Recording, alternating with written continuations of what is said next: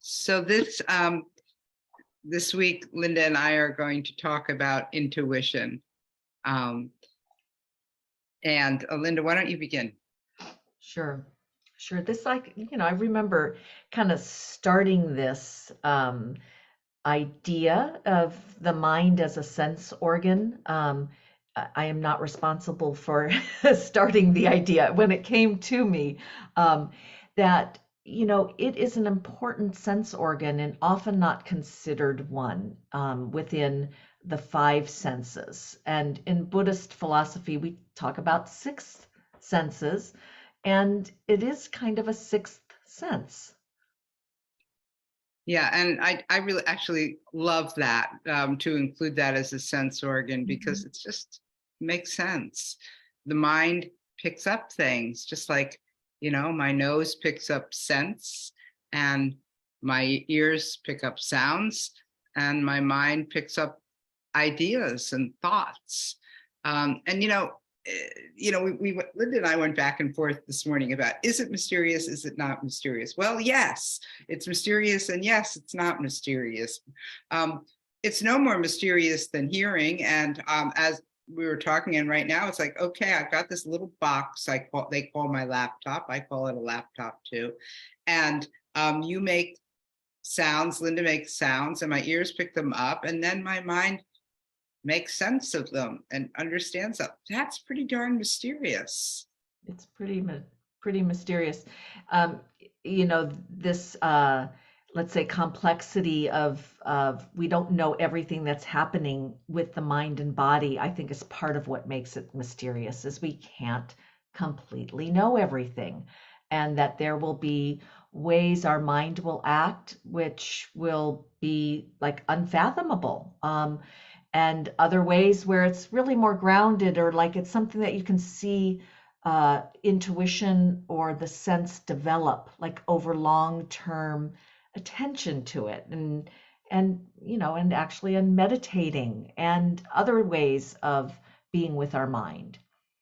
And you, your previous career and your husband's current career in acupuncture, that's pretty mysterious. Like, you stick those needles in, and then, what's really obvious to me is, that my my mind starts to change. I get into this more relaxed, kind of dreamy state. That's like what's immediately obvious because of those needles. Right.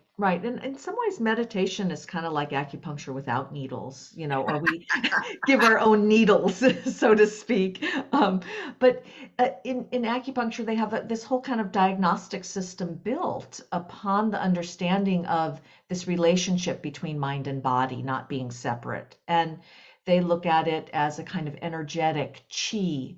And it leaves room for mystery. I mean, I think that's what I like about it, is that it's not so tied up, but it also says some things happen that we don't understand, and let's follow it, let's track it. We do that in meditation all the time. But we don't understand what comes into our meditation sittings. No, and the mind makes sense of it. I mean, that's some of what we're doing in our reflections, is the mind is making sense of what comes in, and that's can be quite helpful. Yeah, it can be helpful, and I would say the mind, we talked about this, Nelly, it kind of touches things differently than the other sense doors, and it has this kind of special quality, I would say, that it hooks up with all of our other senses. So when we touch something, our mind talks to us about what we touch. That comes together. There's a story. There's something there. Well, here I've got a good story about that. That's very current. I think I have to deal with it today, actually, which is we have drawers where we keep our pots and pans and everything, and in those I started to smell something a little funky, but I sort of didn't want to believe it.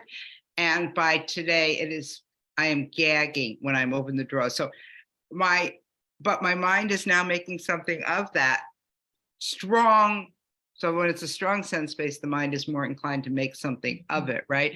So, there was the case of the missing chicken, we had chicken for dinner, and then we couldn't find it in the refrigerator. So I fear that that's what we're going to find. But whatever, I just want to. But the point is that mind makes something of that. We'll see if what the mind is making of it is accurate or not. We might find something completely different that is the culprit.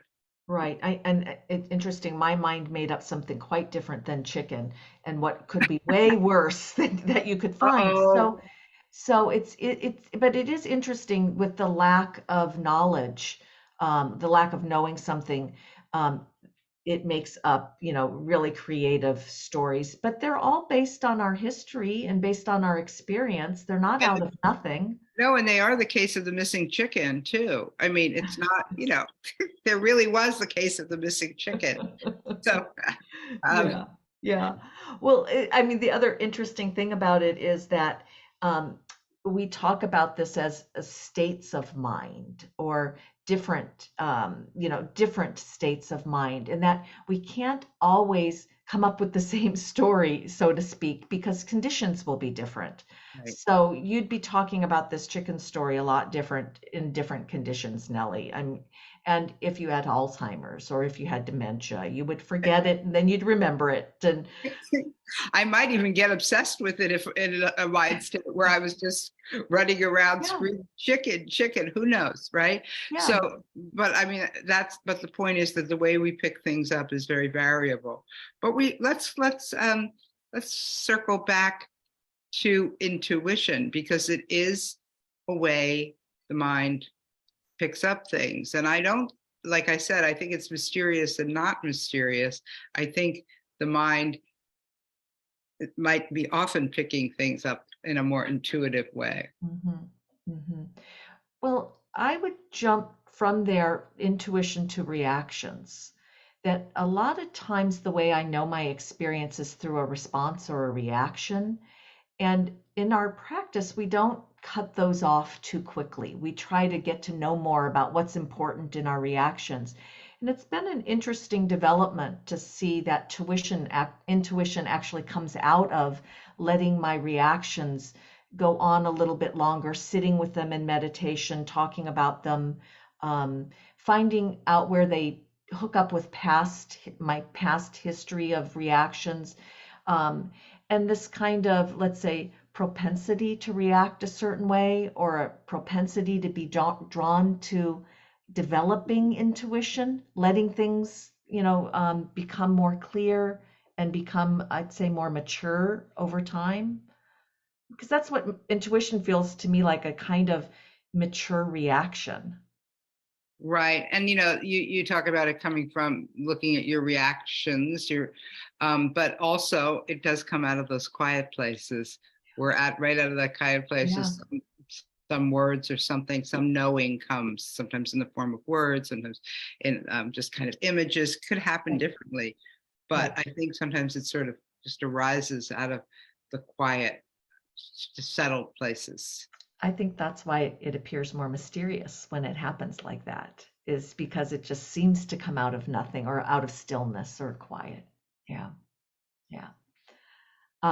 So we have a statement. I think we're there at this ending statement, right?